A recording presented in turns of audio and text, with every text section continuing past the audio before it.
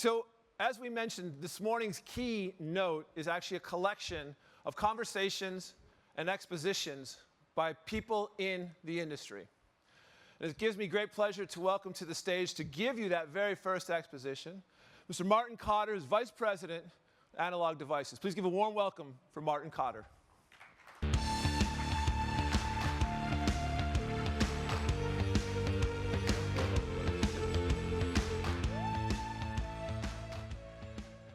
Okay, good morning, everybody.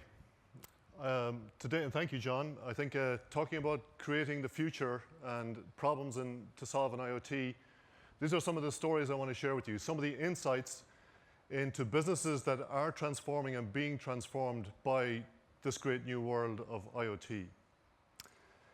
These businesses are important businesses. They're ones we all care about: healthcare, industrial smart machines, smart cities, and of course, smart food, the safety in food, safety for consumer. So these are all things that are now being transformed by this great new capability that we have in connected sensing. When we look at this picture, we see the problems, the really impactful problems that are being solved require lowest noise performance, best sensing that we're capable of doing, and then to that, you add this capability of doing algorithms and software to allow you to connect that to this big data space.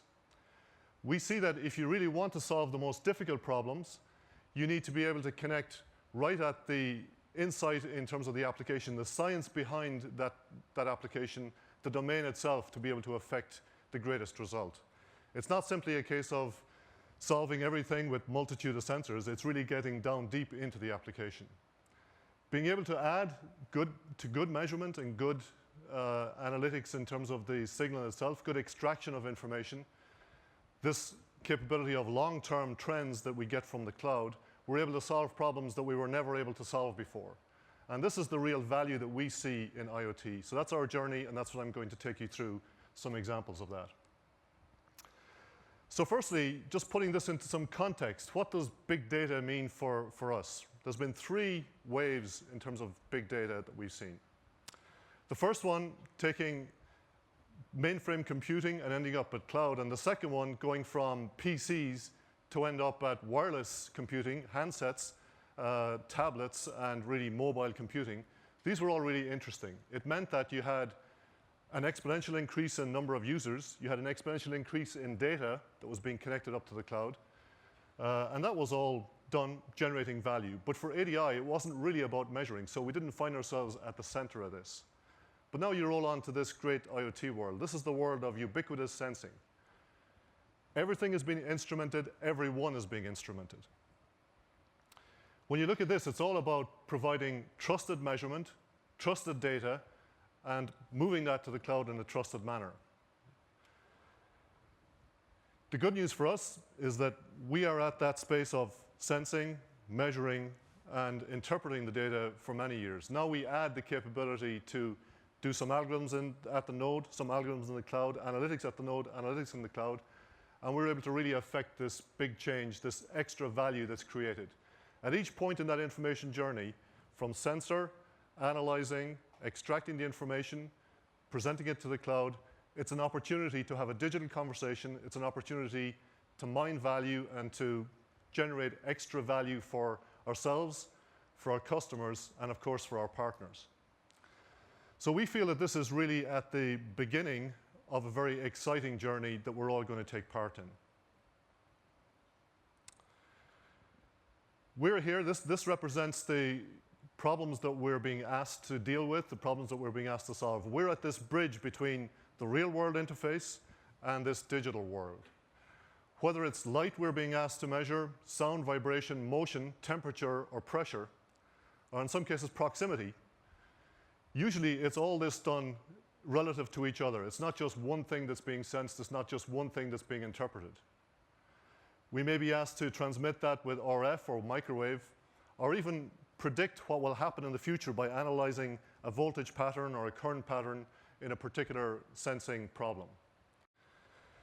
So all this brings us to an era where we can aggregate that data before it's transmitted, mine that data, mine the value in the cloud.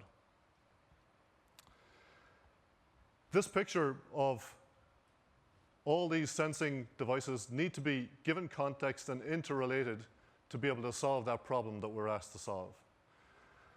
So we're finding this picture has us right in the middle of that conversation with our customer. We have to add a lot of partners. We can't do this alone. But in doing that, we're able to transform these industries that require long-term, stable, trusted data, trusted measurement, trusted analytics. To take some examples of this, these are a few applications that you can see if you come to our booth. These are real-world examples of us applying that whole solution set, that whole information journey to critical problems. We've got healthcare with remote patient monitoring in smart cities, parking control. If you look at people driving around for parking, it takes about 25% of the fuel in a city. Building automation and agriculture, solving for good food, being able to show the quality of food and reliability of food is a great problem that we can add value to. So people talk about this huge opportunity in IoT, whether it's 7 trillion that some people talk about or 14 trillion that other people talk about.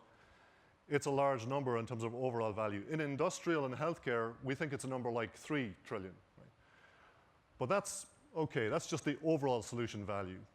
When you really look at this opportunity space, the efficiencies that you generate from being able to get this extra insight, we think are about 240 billion in this particular healthcare industrial space.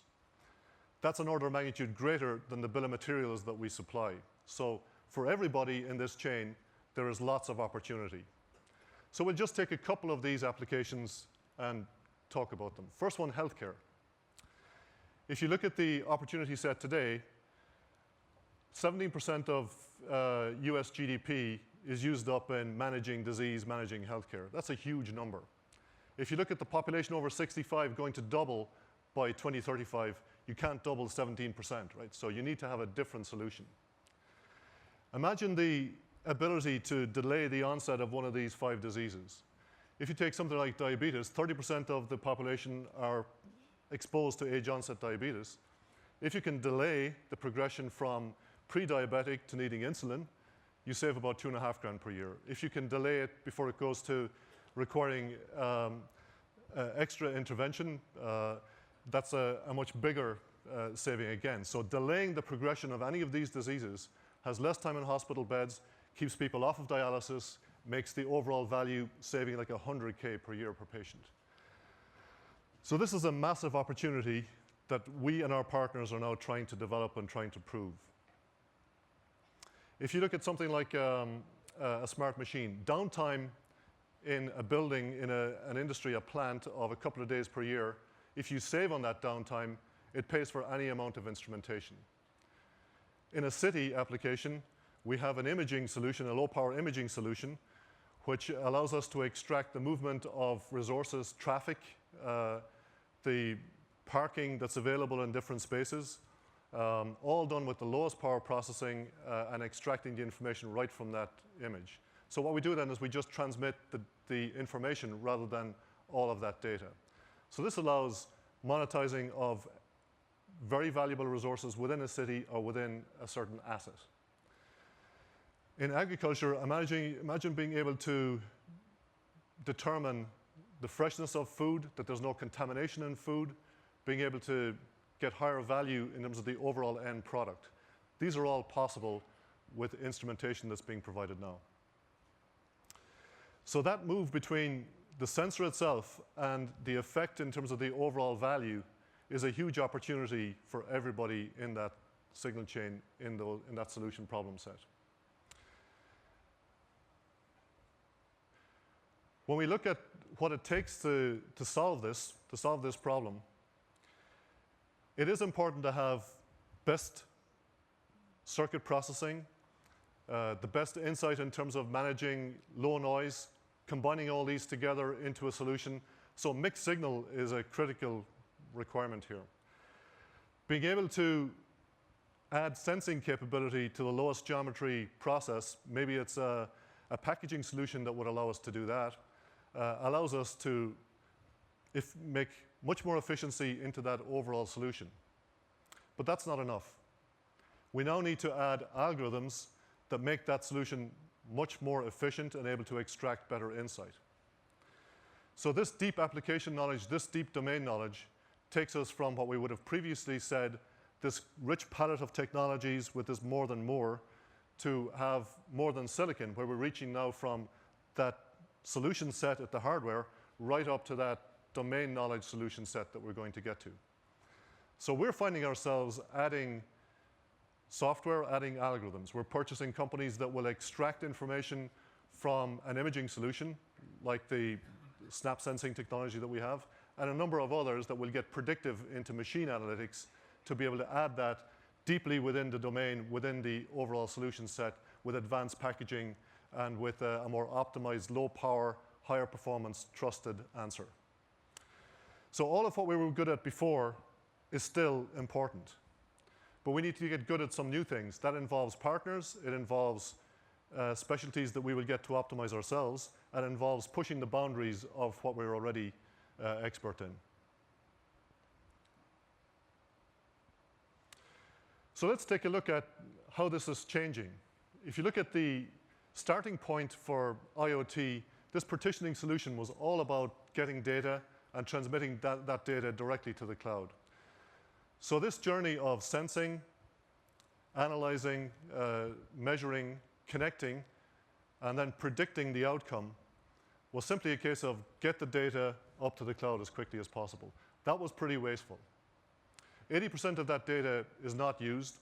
The data lacks context. You don't have the context of the measurement.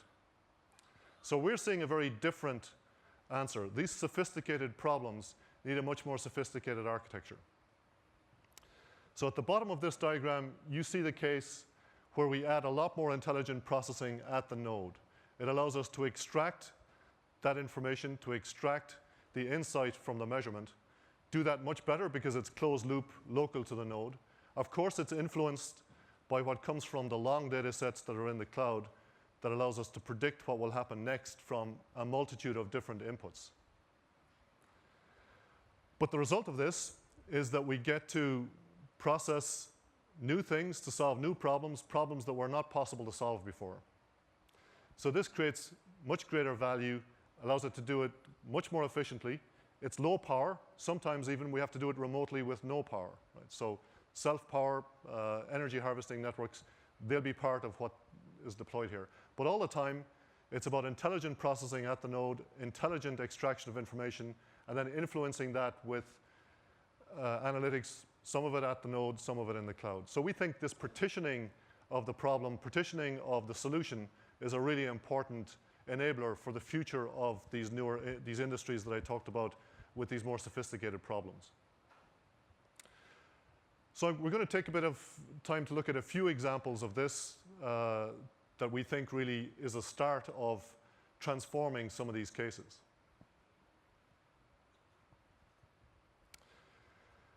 Material sensing. If you look at the requirement for spectrometer, a lab spectrometer costs about $20,000. It gets into the element analysis of the material that you want to sense and allows you to do a great scientific answer. Right? But imagine the case where you could have a spectrometer in your pocket, and that's what we have here with this SIO device. So that relies on having an optical sensor integrated with processing at the node that extracts the wavelengths of what's being measured right at the node. Transmitting that set of wavelengths to the cloud and matching it to a known set of targets allows you to do really interesting things. So together with our partners, this Analog Devices SIO device and Consumer Physics, our partner, we have put this solution together. So this is possible now. We have this. If you take a few applications, something like contamination in milk, you have melamine in milk, by characterizing the conditions of that, we can now determine that right to the end point of consumption, that milk does or doesn't have a contaminant. You take a situation where in many countries, medication that's sold is not what it says it's supposed to be. So sometimes it's a placebo, sometimes it's the drug it's supposed to be. If we characterize what that drug is, you can now determine that, hey, it matches. Right? So these are problems that are now possible to solve. You take where this is going, this allows us to go up to a certain wavelength, 1100 nanometers with the sensor, but the next generations will allow that more than more capability to get more advanced with the sensors we provide, miniaturize them more. With silicon germanium technology, we can take that up into a much higher frequency, miniaturize it more and do much more impactful things in terms of maybe industrial contaminants that we're able to determine or whatever else it might be. Also, we would intend to miniaturize this so that it can be deployed into many more places, much lower power, again, generating new opportunities and generating higher value that we would intend to capture with our partners. So this is one example where that partitioning of the problem statement in terms of capture, journey right to the cloud, analyzing the data, and then transmitting it to the cloud has the best of what we believe in cloud processing and the best of what we believe in local processing. Another application involves a combination of ourselves, Microsoft, Hexoskin, who's a partner, in athlete management. So we're looking at this together with the team management to drive better performance in terms of athletes. Of course, this is a precursor to improving somebody's health, allowing better health management, and allowing even worker safety to be monitored. So this is a very exciting opportunity for us to be able to instrument the person in the end, driving better winning teams, but of course also driving less injury, driving a higher performance. We don't do this alone. As I mentioned, all these partners. I'd like to invite now Jerry Lee from Microsoft Azure onto the stage to explain some of what we're doing in terms of this case. Emerging from it is Cotter McGrath, and he means danger. He's got a player over. He buries it in the back of the court net. Cotter McGrath, 62 minutes are gone. That could be the goal that will drive Clare forward to collect the Liam McCarthy Cup. It was poor defending, but there was no denying the quality and the run and the strike of Conor McGrath. His fourth goal in championship hurling, his third this season. So we could have chosen American football, we could have chosen soccer, we could have chosen a lot of other things, but I think here we've got this wild sport of hurling to show off what we can do. And Jerry's got an example of this instrumented sports shirt that's used to capture that data in real time, high quality, to be able to affect and extract the right outcomes. So you're very welcome, Jerry. Thank you. I think one of the areas that we should think about is how do you pull all the data from all the connected jersey that these players are carrying? Combine it with all the ambient environment where you're looking at temperature, humidity of the field, and as well as the location weather. Because all of this, as you send the data into the cloud, you're able to analyze and think and assess how is the players performing now, how are they predicted to perform upcoming. And all of this, you want to feed right back to where you're able to see the dashboard. So you get a visualization on what's happening. Again, data is only so good unless you analyze it, to what Martin was talking about earlier. But more importantly, unless you take action, you really don't get the benefit out of it. Exactly. I mean, if you don't have trusted data going to the Microsoft Azure platform, then the outcomes cannot be driving to the right answer. And I think that's one of the clear lessons we're learning as we go through this whole process of getting those dashboards and trying to manage the best out of what that capture of trusted data and what Microsoft Azure can do. So I think when you look at that speed, that sport, obviously having the ability to analyze the data, to have analytics at the node, is something that's very important for us to consider. It's real-time intervention.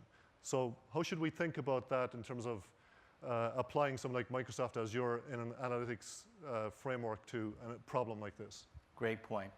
As many of you know, building an IoT solution, as all of us are in the room, can take quarters or years to really put something together. So the challenge is, how do you do it quickly? How do you do it effectively? And how do you just get started? And from a Microsoft perspective, as well as our partner ecosystem, we're able to quickly allow customers to get going because of the comprehensive offering we have, ranging from Windows 10 IoT to Microsoft Azure IoT Suite, as well as showing you visualization dashboard or analytic tool like Power BI. All of this allows you to get going literally in minutes with some of the solution, and you can get a POC up and going literally in days or weeks. So having it customized to the application and having it so that it's easy to bring up and to use, obviously that's critical for a team or a management of a team or for the individual player itself. Absolutely. The coaches themselves have to be able to make real-time decision based on the analytics they're getting out of it. Yeah. So I think what you're seeing is one example of, first of all, collaboration. You're seeing an example of many different people in the human chain here between the team itself, the player, I guess it starts with, the team itself, the invention of this fabric in terms of being a housing for all of the instrumentation, and then getting right to that analytics, that outcome at the end point. So I guess collaboration here is one of the key things that we're all going to need to deal with and make work, right? This is the future of how we solve these problems. Yeah, in the IoT world, and the old saying, as some of you may know, it takes a village. In my view, it takes a village of partners like Analogs, Devices, Hexoskin, as well as team management players. And how do you, and Microsoft, pulling all this together to raise an IoT solution? Exciting futures. It is. So I think there you have it. We've shown you some examples. There are many, many more. If you come by our booths, you'll see in a little bit more detail what we're doing here. I think we're at the beginning of what's a very exciting journey in making much more impactful results from this capturing the right data, having it trusted to the cloud, and then making that end solution value a lot higher. So generating that value, capturing that value, that's there for all of us to embrace. Yes. So it's solving new problems we couldn't solve before, and we're doing that with your help. So thank you. Thank you, Jerry. Thanks, gentlemen. Pleasure, man. Good seeing you. Thank you, John. Good seeing you. Ball's been passed. Cheers. Good morning, Santa Clara. We're going to keep doing this all morning until you finally get a robust and resounding hello, Santa Clara.